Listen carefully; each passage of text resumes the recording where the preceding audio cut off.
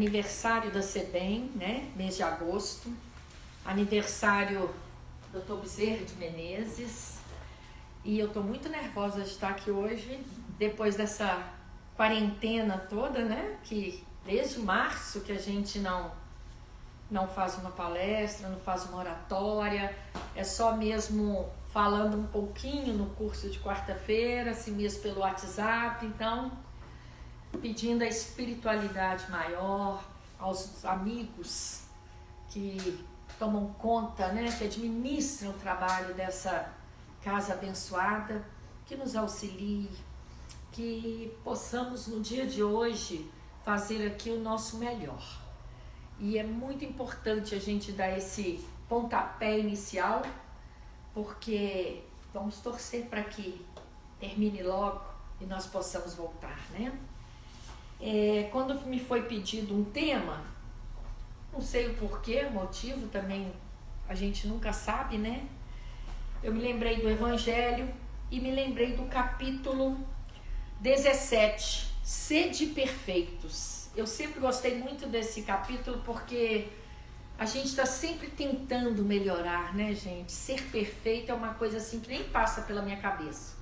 Mas a tentativa, sim, essa sim.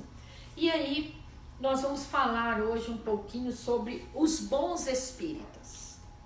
Eu não me incluo na lista, mas estou a caminho, estou me esforçando muito e pretendo um dia chegar lá a ser bom. Mas é sempre bom a gente falar, ler, reler, comentar, para ver se a gente vai absorvendo, se a gente começa a praticar, se a gente vai pegando por osmose, né? E antes de começarmos aqui esse capítulo, nós temos aqui um texto que diz desta maneira: todo aquele a quem a luz da doutrina espírita já iluminou tem o indeclinável dever de aproveitar integralmente as possibilidades que o Senhor da vinha lhe concede, para estender a luz do conhecimento e do amor, com simplicidade e eficiência, desprendimento e sinceridade. Para falar ao povo simples, o exemplo de Jesus não deve ser esquecido. A linguagem deve ser singela e direta, franca e fácil como a própria verdade. Importante é levar a mensagem do Espiritismo ao povo com correção e nobreza, elevação e dignidade. Assim como exorta Emmanuel que não devemos especificar os deveres dos espíritas cristãos, porque palavra alguma poderá superar a exemplificação do Cristo que todo discípulo deve tomar como roteiro da sua vida. Por isso, os agrupamentos espíritas necessitam entender e praticar. Então isso aqui é só para nos lembrar, né? Esse pedaço que o Emmanuel diz aqui, porque não adianta a gente chegar aqui e ficar dizendo tudo aquilo que nós não estamos fazendo. Cada um já sabe daquilo que precisa fazer. Eu acho que o ponto alto tem que ser exatamente a gente ter um exemplo a seguir, ter um objetivo a alcançar. Então, vamos ler e vamos comentando, ok? Os bons espíritas. Bem compreendido, mas sobretudo bem sentido, o espiritismo leva aos resultados acima expostos. Aqui tem o capítulo anterior que está falando de todas as virtudes que possamos adquirir, né?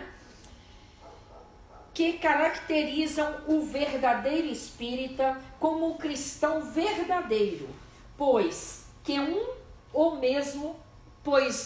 um é o mesmo que o outro.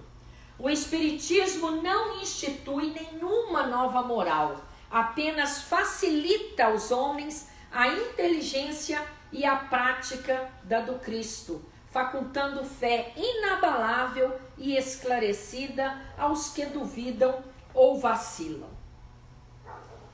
A gente pode pensar da seguinte maneira: quando você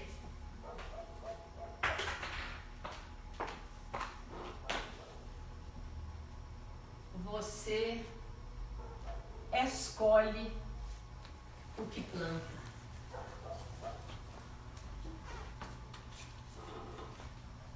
O Espiritismo ressalta muito isso aqui, ó. Ressalta muito o colher, ressalta muito consequências. Tudo tem uma consequência. E é importante que nós possamos entender isso. Tudo aquilo que nós escolhemos plantar, nós também vamos colher. Então, eu achei interessantíssimo o dia que eu vi essa aspas ali, que mostra a frase no todo, né, gente?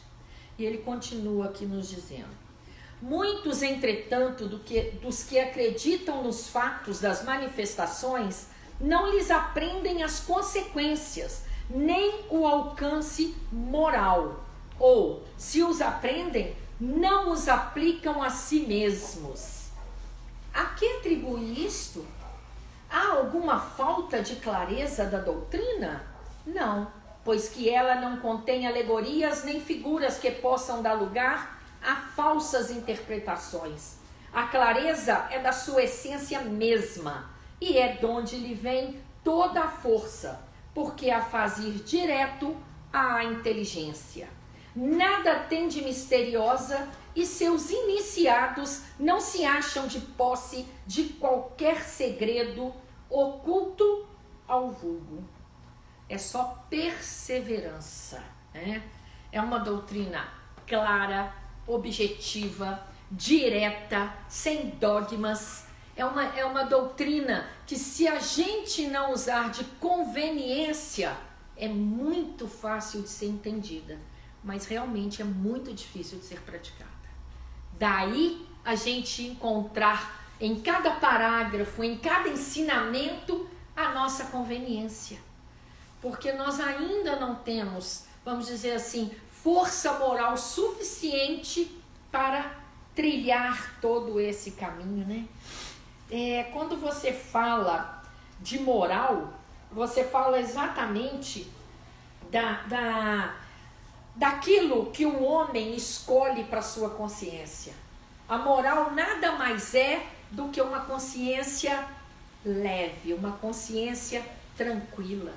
Tudo o que você faz dentro desta moral vai te dar serenidade, vai te dar tranquilidade.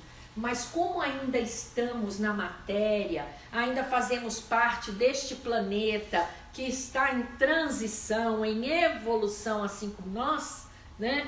Nós ainda conseguimos manter os maus hábitos. Nós ainda deixamos assim como se fosse, é só uma coisinha de nada, é só um errozinho, né? É só uma corrupçãozinha, é só uma mentirinha. E aí essa hipocrisia toda vai tomando posse da gente, porque a gente não se sente com força suficiente para lutar contra ela. Eu recebi um vídeo essa semana onde a moça fala de me curar a mim mesma. Um vídeo lindo, ela canta uma música que fala disso, que eu preciso me curar de mim. Me curar de mim. Olha a força que tem isso, né? O doente sou eu. Eu é que tenho que procurar me curar.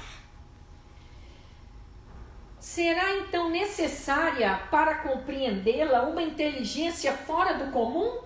Não. Tanto que há homens de notória capacidade que não a compreendem, ao passo que inteligências vulgares, moços mesmo, apenas saídos da adolescência, lhe aprendem com admirável precisão os mais delicados matizes.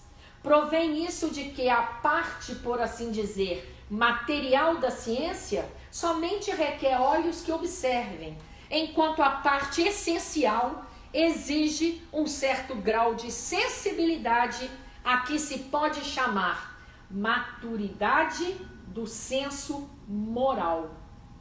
Olha aí, a maturidade do senso moral é o que torna o espírito elevado, é aquilo que nos promove.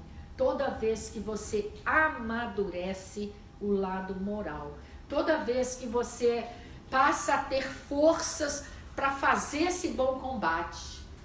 E é interessante porque a gente sempre falou aqui bastante sobre a força do pensamento, aonde tudo começa, como tentar tomar conta da nossa mente, como fazer essa faxina mental, como colocar a nossa mente a nosso favor, para trabalhar para a gente. Isso no sentido de aprender a pensar, de aprender a esvaziar a nossa mente, porque o tempo inteiro ela está naquela agitação, né? Preocupações, coisas que tem a fazer, coisas que tem para resolver, e a gente não silencia. E quando você começa a tomar posse da sua mente, que você começa a entender que você pode sim controlar o que está pensando, você começa a controlar todo o seu sentimento, todo o seu verbo, todas as suas atitudes, e aí você vai passar a escolher melhor, porque o seu pensamento vai te barrar a tomar iniciativas bruscas, a fazer as coisas assim de rompante. E é muito importante a gente entender isso. Tudo vai começar na nossa mente. A nossa mente, quando ela vai estar tranquila, ela vai poder raciocinar calmamente esse certo e esse errado. Porque a gente não precisa de leis. Nós não precisamos de lei. Elas gritam dentro da nossa mente. Tudo aquilo que a gente vai fazer tem uma sirene tocando. Não é possível que é só a minha cabeça, né? Que não tem de mais ninguém, que funciona assim. A minha funciona assim. Antes de fazer, eu já sei que eu estou errada. Antes de fazer, ou no segundo, após falar, digamos assim, eu já sei que eu não deveria ter falado.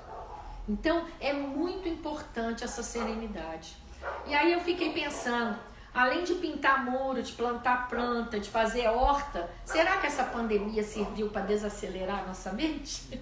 Porque ela está com as construções todas em ordem, né? Lagoa Santa tem todos os muros pintados já. Meu bairro acho que não tem mais nenhum para pintar. Então, assim, é muito importante a gente parar e raciocinar assim, tá ajudando? Desacelerou? Se desacelerou, precisa acelerar novamente? Qual é o aprendizado disso tudo? Como fazer para ser esse bom cristão aqui se eu não começar comigo? A gente não distribui daquilo que não possui. Se eu não me amar, se eu não me entender, se eu não me conhecer, se eu não for juiz de mim mesmo, dizendo o tempo inteiro, né? Isto não é correto. Isto você já tem consciência suficiente para tirar, né? Ou pelo menos sublimar, já que você não consegue renunciar. Porque a gente, por mais que entenda as renúncias que nós temos que fazer, as mudanças, as transformações, nem sempre a gente tem força moral suficiente para alcançar esse objetivo. Então, de acordo com a força que eu tenho agora, o que eu posso corrigir? Algo que eu possa ser vitoriosa na corrigenda. Algo que eu possa ter como meta e alcançar. Por que não? Uma coisa de cada vez. Um vício, não sei, algo que você já está pretendendo mudar e que você já pode implementar. Pensar a respeito e tomar posse, né?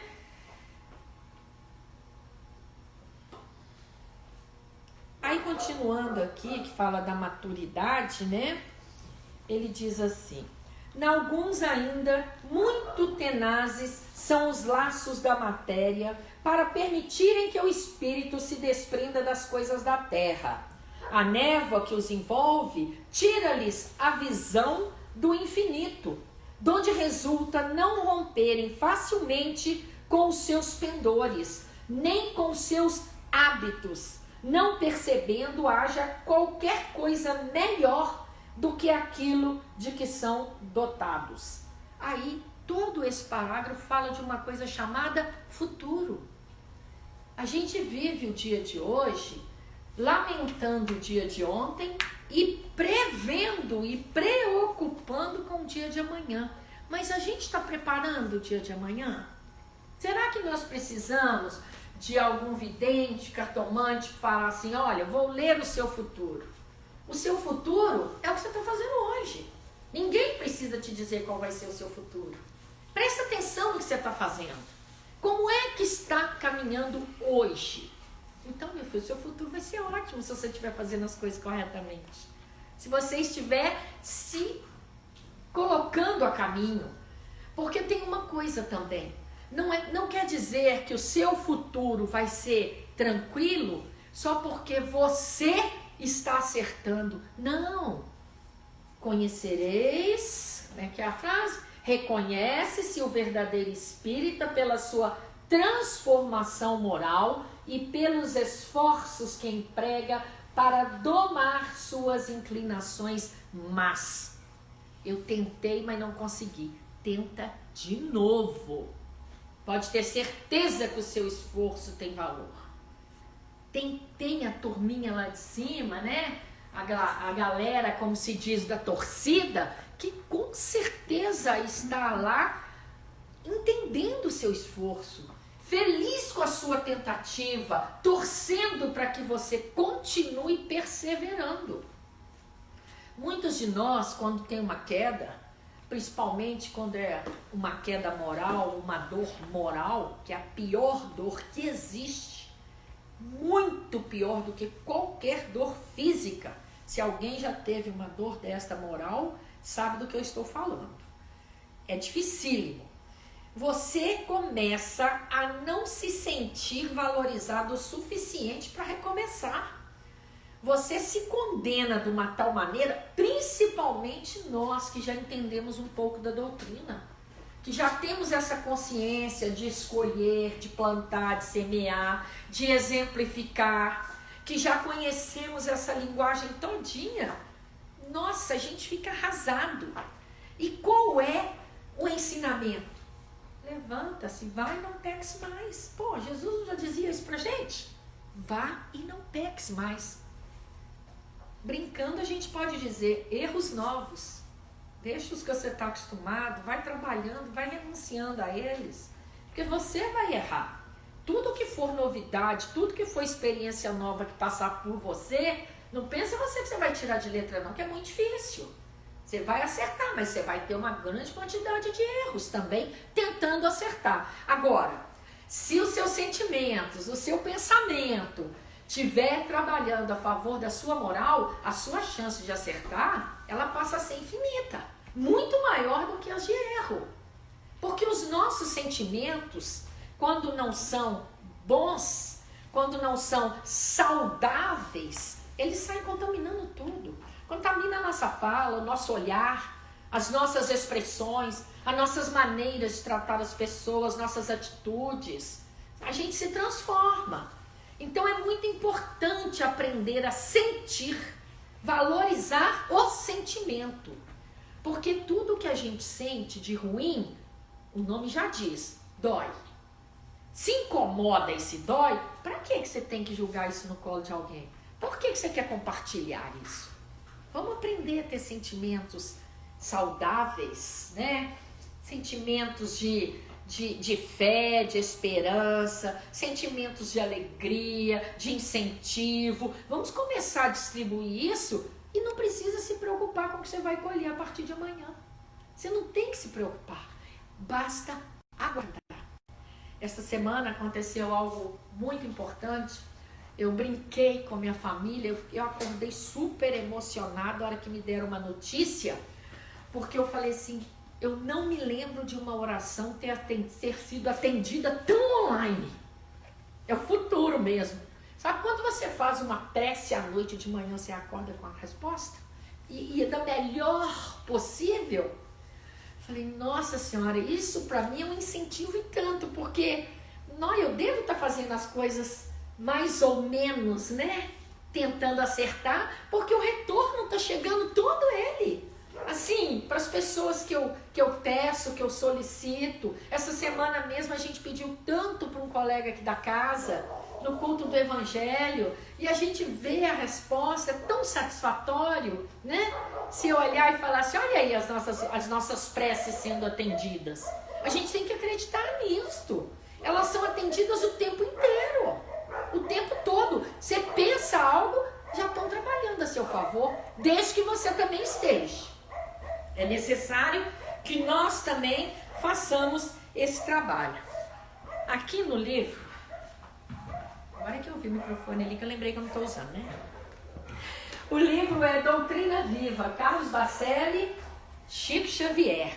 Tem um capítulo aqui que o Chico nos diz assim, nós os espíritas. E ele fala pra gente assim, nós espíritas devemos nos considerar integrantes da mesma família e falar com respeito, mas com clareza o que pensamos. Não devemos nos omitir.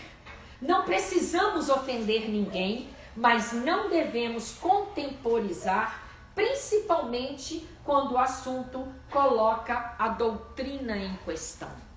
Isso é quando ele nos pede para considerar a doutrina, considerar os ensinamentos, não ficar fazendo personalismo, opinião própria e por aí vai. E olha que eu já fiz muito isso. Estou falando de algo que eu entendo, né? A gente vai se corrigindo com o tempo, porque a gente pega na emoção as coisas e começa, né, a debulhar de uma maneira que depois a idade ajuda, né, gente? Que beleza, idade é muito bom. Podem ter certeza os novinhos aí que a idade é muito bom. Você começa a chegar num patamar que você desacelera de um jeito que tudo aquilo que antes seria melindre e ofensa passa a ser recompensa. Você escuta e fala, obrigado, Senhor. Ainda está em tempo de aprender e vai ser nessa. E aí, continuando, ele nos diz assim, aqueles que não conseguem se harmonizar não estão defendendo apenas os interesses da doutrina. Ela está sendo um pretexto para questões pessoais. Os que objetivam tão somente a causa não se atritam indefinidamente. É óbvio que a gente vai se atritar. Ser bom espírita também quer dizer isso, questionar. Mas chega num ponto que você tem que começar a entender que, além de você, tem todo um trabalho, tem toda uma instituição, todo um grupo de encarnados e desencarnados para que o trabalho aconteça. Precisamos trabalhar mais e conversar menos. O litígio, na maioria das vezes, é falta do que fazer. Isso é palavra do Chico, hein, gente? Não sou eu, hein? Agora eu estou aprendendo com o professor que eu tenho, que a gente deve falar mais do que já está escrito do que a gente está pensando, sabe? Isso está sendo muito bom. Então, é o Chico quem diz, trabalhar mais e falar menos. Ou seja, pôr a mão na obra, pegar e realizar. Continuando aqui.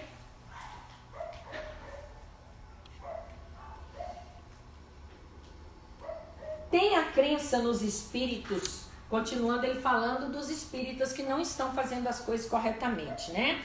Tem a crença nos espíritos como um simples fato, mas que nada ou bem pouco lhes modifica as tendências instintivas. Numa palavra, não divisam mais do que um raio de luz, insuficiente para guiá-los e a lhes facultar uma vigorosa aspiração, capaz de lhes sobrepujar as inclinações. Isso é todo aquele que começa na doutrina e ele quer realmente ver um fenômeno acontecendo, um milagre, até ele entender quando a gente fala a natureza não dá salto, reforma íntima, até despertar isso, vai levar um bom tempo. Tudo bem que tem uns que já chegam prontos de outras vidas pretéritas e esses já vão se encaixando e rapidinho não vão perder mais a oportunidade que já perderam. Até porque nós não estamos no espiritismo da agora, né? Pode ter certeza que não, né?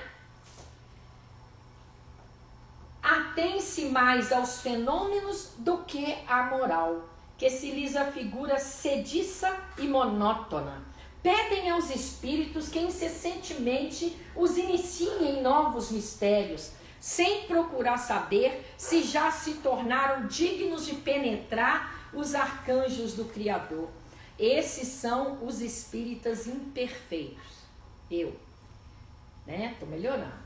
Alguns dos quais ficam a meio caminho ou se afastam de seus irmãos em crença, porque recuam antes a obrigação de se reformarem, ou então guardam a sua simpatia para os que lhes compartilham das fraquezas ou das prevenções. Contudo, a aceitação do princípio da doutrina é um primeiro passo que lhes tornará mais fácil o segundo, noutra existência. Então, se você já chegou aqui, já entendendo, ouvindo coisas que você para e fala assim, nossa, isso aí, assim, como se eu já tivesse conhecido isso a vida inteira, né?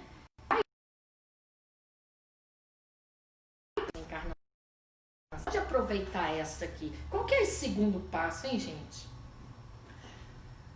Quando você fala de moral, que eu falei aqui, você está falando, olha, a moral, né, pertence ao domínio do espírito do homem. Então, quando o espírito passa a dominar a si mesmo, ele passa a ter domínio dessa palavra, moral.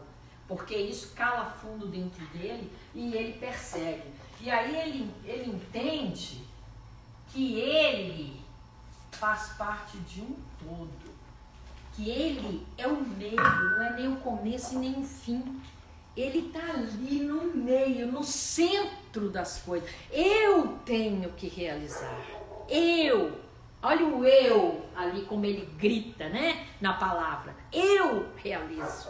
Eu sou co-criador. Eu tenho nas minhas mãos o meu destino. Para e pensa. Ah, mas falam de karma, que eu assinei uma ficha lá em cima, que vem tudo programado. Programação não quer dizer que está firmado e que vai ser daquele jeito. Você vai fazer isso acontecer. Você cria, você controla, você é o criador da sua história. Você escreve esse roteiro. E vai ter ajuda de todas as maneiras, se a sua vontade for próxima daquilo que você se comprometeu a realizar. Então, quando você pede algo aos amigos, a Deus, a Jesus, seja quem for, quanto mais próximo do que você veio fazer aqui, mais fácil vai ser de ser atendido. Porque quando você pede algo que te desvia muito do seu roteiro, é complicado, porque nem sempre aquilo vai te favorecer. Aquilo pode ser sinônimo de queda. A gente tem que entender isso. Muitas vezes, na nossa ignorância, a gente quer coisas que não nos convêm. E depois a gente se arrepende, até de ter solicitado, né? Aquele que pode ser, com razão, qualificado de espírita verdadeiro e sincero, se acha em grau superior de adiantamento moral. O espírito que nele domina de modo mais completo a matéria, dá-lhe uma percepção mais clara do futuro. Os princípios da doutrina lhe fazem vibrar fibras que nos outros se conservam inertes. Em suma, é tocado no coração pelo que inabalável se torna a fé. É outra coisa que distingue a nossa doutrina, a fé. Uma certeza que a gente não sabe de onde ela vem. É uma coisa que eu não consigo explicar. Se alguém conseguir, eu gostaria que me explicasse o que é exatamente fé. Porque é uma coisa que você traz dentro de você, é uma certeza tão forte que você sabe que se você fizer a sua parte, você consegue. Você só tem que dar o primeiro passo. Uma fé de que vai dar certo, uma fé de que vou conseguir se eu realmente tiver a famosa boa vontade. É só isso. A ajuda espiritual, a senha é essa, boa vontade. Só ter boa vontade. Você vira e fala assim, ah, mas eu não estou capacitado. Jesus capacita seus escolhidos. Experimenta. Quanta coisa eu comecei a fazer que eu nunca tive preparo. E no meio do caminho eu já me sentia tão à vontade como se tivesse feito aquilo a vida toda. Oratória é uma delas. Quando eu comecei era terrível. Hoje, para começar aqui, foi a mesma sensação do início lá atrás. Um nervosismo danado. Por quê? Porque você esquece que não é você, está pronto. Tem companhia. Tem aquilo que é para ser dito. Você só teve que estudar. Porque isso que você estudou é para você. Tá falando aqui de ser bons espíritos é para mim, não é para quem está me ouvindo. Essa lição é minha. Eu é que vou ter que interpretar ela e bem, né? Daí, o restante aqui é os amigos quem trazem. Eles sabem o que tem que ser feito, mas é óbvio que eu não vou ter auxílio se eu não fizer a minha parte. Lembram do Divaldo? Passou um aperto danado, né? Porque não preparou nada confiando e na última hora ficou quase mudo. Por mais que a gente entenda que a gente sabe, é muito bom a gente estar preparado. Mas quando existe um convite, quando existe o chamado, eu já falei aqui antes, na Igreja Católica, eu amava a fala do padre, a hora que ele dizia, bem-vindos convidados para a ceia do Senhor. Até hoje essa frase é deliciosa de ouvir, né? Porque o Senhor nos convida o tempo inteiro. Não importa como é a fala. Eu gravei essa porque é católica desde pequenininha, frequentando as missas das crianças, e eu passava a sacolinha também na hora. Então, a hora que falava bem-vindos convidados para a ceia do Senhor, a gente sabia que é um convite. Atenda quem quiser, né? Ele não falou assim, olha, eu vou escolher quem vai vir, você pode, você não pode. Não, ele convidou a todos. Lembram daquela parte do Evangelho? De todos serem convidados, poucos serem, né, escolhidos, poucos aceitarem? É isto. Quando ele te convida e você vai com a boa vontade, que nada mais é a sua disposição, a sua alegria, a sua vontade de realizar, pronto, a capacitação vai aparecer e você nem vai ver. Quando você cair em si, você já está ensinando daquilo que você não tinha capacidade. É muito importante isso. E isso é a fé. Nós temos que entender que para ser bons espíritas, além da minha parte, eu tenho que confiar na parte de quem está comigo. Seja a equipe encarnada, seja a equipe desencarnada. Todos têm um papel importante, são o tijolinho da obra. E é importante entender isso. Não é porque eu vou apagar a luz dele que a minha vai brilhar mais. Isso não existe na doutrina. É a luz da minha vela que vai acender a dele, que vai acender a dela, né? Cada vela pode acender a outra. Ao invés de você soprar dele, fica os dois no escuro.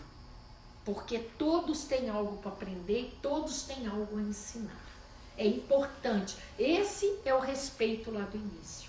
Você entender e aprender, querer aprender, né? Não se achar a última bolachinha do pacote. Continuando. É qual músico, falando aqui daquele espírito, né, que não foi tocado no coração e ainda não conhece aquela fé inabalável. É qual músico que alguns acordes bastam para comover, ao passo que outro apenas ouve sons. E aí ele reforça, reconhece-se o verdadeiro espírita pela sua transformação moral e pelos esforços que emprega para domar suas inclinações más. Enquanto um se contenta com o seu horizonte limitado, outro que aprende alguma coisa de melhor se esforça por desligar-se dele e sempre o consegue se tem firme a vontade. Então, que horizonte é esse que ele nos convida aqui a entender? É esse horizonte, gente, da eternidade. É esse horizonte que diz para você assim, olha, você é um espírito eterno e que uma hora, em algum momento, você vai se tornar um espírito completista, você vai estar moralmente pronto, você vai estar fazendo aquele trabalho que você tanto solicitava a outros. É você quem vai ser solicitado, porque nós somos fadados a ser luz. Se já não somos, né, gente? Eu acho que essa luz está dentro de nós desde a criação, só está apagadinha lá.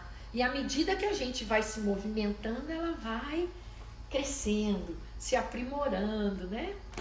E olha só, a gente não podia deixar de lado o padrinho, né? Carlos Bacelli, ditado por Bezerra de Menezes. E como é o livro, olha o nome que lindo, A Coragem da Fé. Porque para ter fé você tem que ter coragem. Porque quantas vezes você tem uma fé de que uma coisa vai dar certo e dá errado? Ou seja, não saiu do jeito que você queria. Não quer dizer que deu errado, né? Entre aspas. E todo mundo olha e fala, tá vendo? Fica acreditando nas bobeiras. Não é assim que as pessoas falam com a gente? Que coisa, que Deus é esse que não te atende, que não te assistiu? Eu tive uma dura lição com isso quando meu pai morreu. Tinha um crucifixo, toda a casa antiga tem um crucifixo de madeira com um Cristo de metal, né? E ficava em cima da cama de casal. Ele levantou à noite, caiu no banheiro e ele faleceu dentro do carro a caminho do hospital. E eu, então, ajoelhei na cama de casal da minha mãe, olhando para aquele crucifixo, e eu tinha certeza que meu pai ia voltar. E no outro dia de manhã, quando eu acordei, minha mãe deu a notícia de que não voltaria. Eu fiquei 1 ano sem orar, 1 ano blasfemando e xingando Deus. Foi feia a coisa. Porque foi a primeira vez, assim, vamos dizer, que ele lá em cima não tinha me atendido. E foi muito complicado. Então, a nossa fé, ela tem isto. A gente, quando tem fé, você tem fé de que vai ser do seu jeito. Você já pede o que você quer, você não espera o que é melhor. Quando a gente orar e falar da seguinte maneira, seja feita a sua vontade, quem é que sabe melhor do que uma criança o que é bom para ela do que o responsável por ela? A criança, quando pede, ela pede o que ela tem vontade. Somos nós. Espíritos infantis que vivemos pedindo coisas que não deveríamos ter, que não vamos dar conta dela. Então é isto. A melhor oração é aquela que você pede e fala, eu sei que o Senhor vai me dar daquilo que vai ser o melhor, e aguarde. Essa oração online que eu recebi a semana foi assim, eu não pedi algo específico, eu pedi uma solução, nem eu sabia qual seria. Mas eu sabia que tinha, né? Então é uma fé que você tem de que vai ter. Pode não ser o que você quer. A lição aqui hoje chama único modelo. Quem será esse modelo? Jesus Cristo, né, gente? Vai seguir alguém? Não vai seguir. O orador, o administrador, fulano é muito bonzinho. Isso chama admiração. A gente sente uma admiração muito grande, né? Passa a ter um amor por aquela pessoa, porque ela tem sempre uma palavra boa da gente ouvir. Ela tem uma corrigenda fácil de você entender sem se melindrar. Então isso é admirar. A gente tem que ter admiração por essas pessoas que estão se esforçando tanto em nos ajudar também.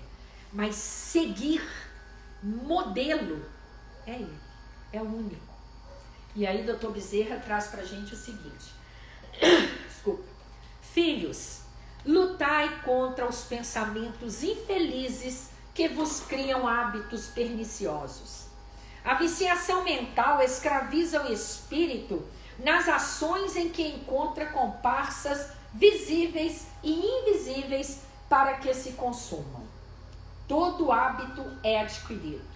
Não acrediteis na força determinante da hereditariedade com ser capaz de transferir para o corpo o que é responsabilidade da alma. Olha, ele tocou num ponto muito importante aqui, que é o lado material e o lado espiritual, né? quando ele diz pra gente não... Pronto. Quando ele diz pra gente não acreditar na hereditariedade, porque o que mais contamina o nosso corpo é a nossa mente. É quem comanda, é quem contamina, é quem cria doença ou saúde. Então ele fala aqui para não dar crédito, né? A responsável é realmente a alma, é o nosso espírito, é o nosso eu. Nós é que somos responsáveis por tudo que está acontecendo aqui. Está partindo da mente. Você vem sim com alguma coisa lá de trás, outro da hereditariedade, é claro que sim, faz parte também do aprendizado. Mas na maioria das vezes você ou adoece ou cura. Depende de você, né? Não vos acostumei ao mal, para que o mal não se acostume a vos utilizar como instrumentos de sua propagação no mundo. É, os dois lados da moeda.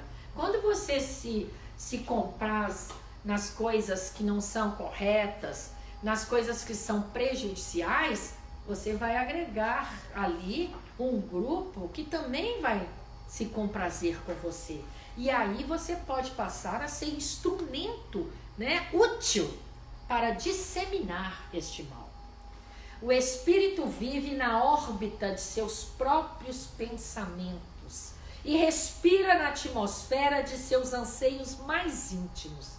Essa frase aqui até me doeu a hora que eu li, porque eu achei ela tão assim violenta. Doeu lá no fundo. Olha só, o espírito vive na órbita de seus pensamentos. Eu fiquei me imaginando ele levitando em volta do que eu penso, né? E respira na atmosfera de seus anseios mais íntimos. Então a gente não foge dessa nossa natureza. Não tem como fugir. A única maneira é nos tratar. É nos conhecer e nos tratar. Nós é quem temos que dar esse primeiro passo. Seja buscando ajuda da maneira que for, mas eu é quem vou me curar desses pensamentos errôneos, desses maus hábitos, dessa energia, dessa viciação que nós já trazemos lá de outras, ó. Vem mudando pouco, a gente muda muito pouco de uma encarnação para outra e tá na hora da gente dar uma acelerada nisso. Quem já tá mais assim, vamos dizer, trabalhando mais os estudos, percebe que os recados nas entrelinhas é exatamente esse, acelera. O tempo urge, você pode caminhar mais rápido, você não precisa ficar a passos de tartaruga, você já tem conhecimento suficiente. E a gente sempre achando, eu só sei que nada sei. Mentira, você já sabe muito. Você já sabe o suficiente para fazer grandes mudanças. Mas e a força de vontade? Onde fica? É essa desculpa que eu tenho para mim toda vez. Nossa, isso eu não conhecia. Isso eu não sabia. Né? E aí? E o tanto que você já sabe que a maioria não sabe? Então a maioria está perdida, né? E não é bem assim. São as desculpas que nós nos damos, né?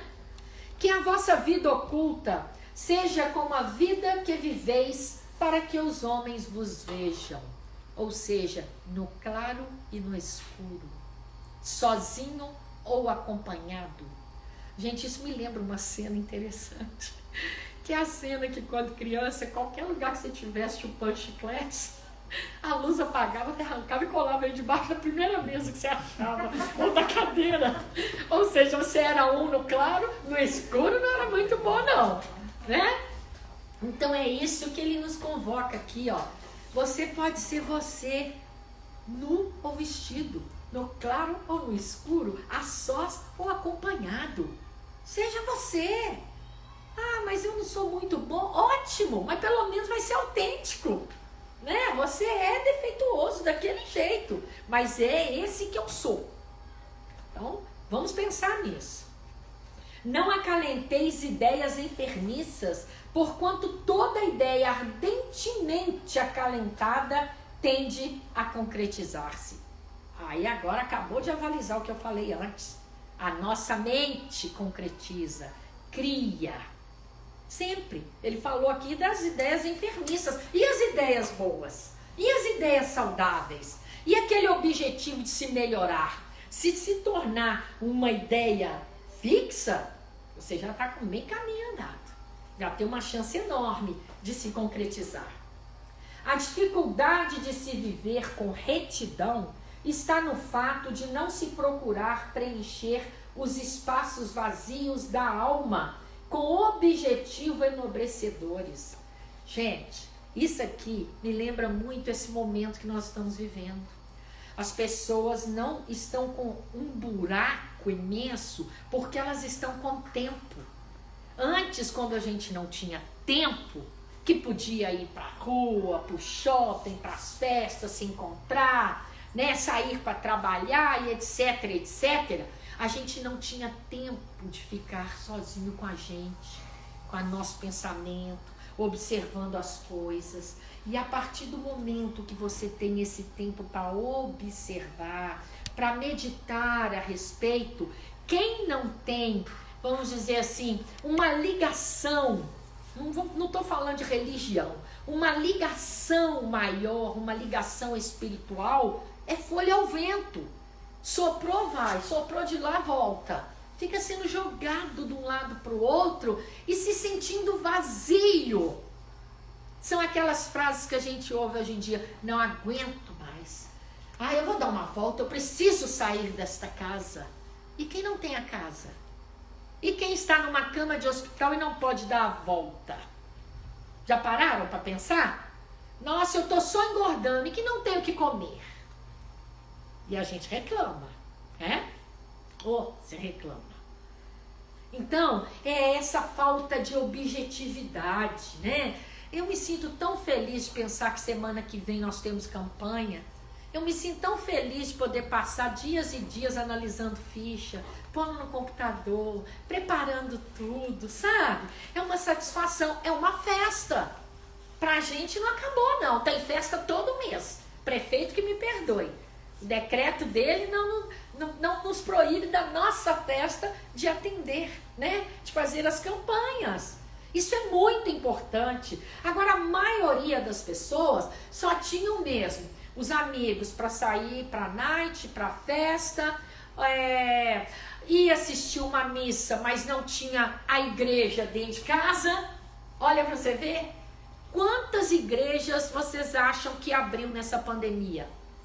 Dentro dos lares. Quantas igrejas? Vamos falar igrejas, né? Aquele local fechado, porque nós fazemos o culto. O culto já é a nossa igreja, já é a nossa missa, vamos dizer assim, né? Então as pessoas estão descobrindo aquilo que já deveriam saber, ó, essa ligação com o alto, que tampa qualquer vazio, que nos dá uma satisfação enorme. Eu sinceramente estou adorando essa pandemia, gente, no sentido de ficar em casa, nesse sentido, de desacelerar, de ter tempo, de parar e falar que dia que é hoje mesmo, porque tem dia que eu não sei nem o dia do mês, nem da semana que é. Eu fico perdida, chego a me perder. Tem outro nome. Tem outro nome. Pode ser pela idade também, verdade. É verdade, mas tá muito gostoso, viu? Então, quem se habitua à escuridão da caverna sente-se enceguecido com a luz que brilha lá fora. É o caso do momento atual. A gente não tinha oportunidade de analisar essa luz. Era aquela correria que você nem via se é dia, se é noite. Aí tinha o horário de verão, então, que, não, mas já são tantas horas, mas nem escureceu. Ficava esperando escurecer para sair de serviço. É um embaralhamento total. Ou seja, é uma agitação e você pergunta assim, isso é vida? É isso que a gente veio fazer aqui? Nós viemos aqui nesse planeta exatamente só para isso, não é? Que a disciplina espiritual, oriunda do cumprimento do dever, vos possibilite a subjugação do corpo. Vamos entender isso, né? Subjugação do corpo em que sentido? Os prazeres efêmeros a que aspirais quando passam, deixam sequelas de longa duração nos mecanismos da alma. Mais respeito para com o nosso corpo. Todo tipo de respeito. Se cuidar, se amar, né? Querer ter saúde mental, espiritual, física. Porque essa saúde vai te proporcionar uma energia que você vai poder ajudar em muita coisa. Você vai poder participar de muita coisa. Então, é a chamada disciplina. É uma disciplina que ela pode ser muito tranquila, muito alegre, muito gostosa, né? É uma disciplina que você acostuma a praticar. Vai virar um hábito saudável. É esse que ele nos convoca aqui. Quantas vezes o remorso, agindo do inconsciente, aniquila o veículo que possibilitou ao espírito os terríveis equívocos cometidos? Quem é o veículo? O corpo. Remorso destrói esse corpo. Remorso paralisa esse corpo. Tudo aquilo que você cai e não consegue se reerguer, você está destruindo, você está diminuindo o seu tempo, você está abrindo mão da sua oportunidade. Você não pode fazer isso. Ninguém quer aquela tirinha com bolinha nas pontas batendo nas costas. Vá se arrepender sendo um bom servidor. Vá se arrepender não pecando novamente, não é esse o convite? Não fazendo de novo. Vá se arrepender tentando corrigir, se ainda houver tempo. É tão interessante quando a gente põe essas ideias com inteligência, com clareza na nossa mente. É o entendimento. E realmente eu fico assim preocupada, porque eu acho que a juventude de hoje, ela não foi criada como a minha, da minha época. E olha que a minha época tem pouco tempo. Que dizia assim, interpretação de texto. É muito importante você interpretar. É muito importante você tirar o véu da palavra. Você vai ver que tudo isso que está escrito aqui tem tanta lógica. É tão simples que não precisava nem estar te dizendo.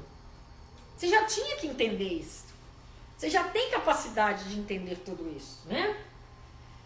Enfermidades de etiologia obscura, tumorações malignas, súbitas alterações cardiovasculares, disfunções de certos órgãos vitais ou queda da resistência imunológica, oportunizando o aparecimento de graves infecções, podem ser desencadeadas por um processo de autofagia moral, em que o ser pretende libertar-se da vestimenta física em que se corrompe, esquecido de que a causa de todos os seus males e aflições residem em sua própria essência.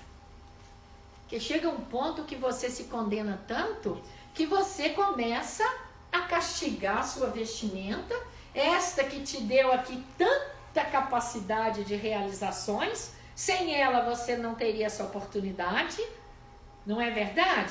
E isso por quê? Olha as disfunções. Como é importante essa saúde mental, né, gente? E aí ele nos diz assim, filhos, fora do corpo, o espírito prossegue vivendo de acordo com as suas inclinações e tendências. A morte em si não transforma ninguém. Se desejais mudanças substanciais, adotai Jesus como único modelo de vossas vidas. Então, a gente ouviu aqui Emmanuel, Chico, Dr. Bezerra, né? O próprio Kardec ali nos trazendo na literatura a importância de ser um bom cristão. Não precisa dizer espírita. Porque todo aquele que tem no cristianismo a sua base, em Jesus, a sua meta, o seu objetivo, ele vai ser um bom espírita. O bom espírita não é nenhum santo reencarnado. O bom espírita não está livre de quedas. Pelo contrário, gente. Pelo contrário. Quanto mais entendimento a gente tem, mais alvo a gente pode se tornar. Quanto mais obras a gente realizar, mais alvo a gente pode se tornar. Mas também não possamos nos esquecer da proteção. E essa proteção, ela é possível desde que a nossa vibração, a nossa sintonia, a nossa energia, esse campo magnético que nós temos, atraia essa proteção. Proteção é atraída, assim como as coisas ruins também são. A gente não pode esquecer que é tudo energia.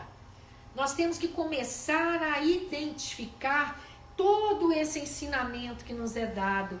Energia, pensar. O segredo seria aprender a pensar. Aquele pensamento ruim que vem, aquele pensamento que muitas vezes é desejando o mal ao outro, você pode acabar com ele. Não, isso não é meu. Se for, eu me recuso a ficar com ele, eu me recuso a pensar. Muda. Nossa Senhora, perdão, Senhor. Vou começar a vibrar positivo para essa pessoa que eu acabei de pensar algo ruim. Transforme, né? Seria transformar esse pensamento. Retirá-lo e colocar um positivo, saudável, de bênçãos. Seria isso.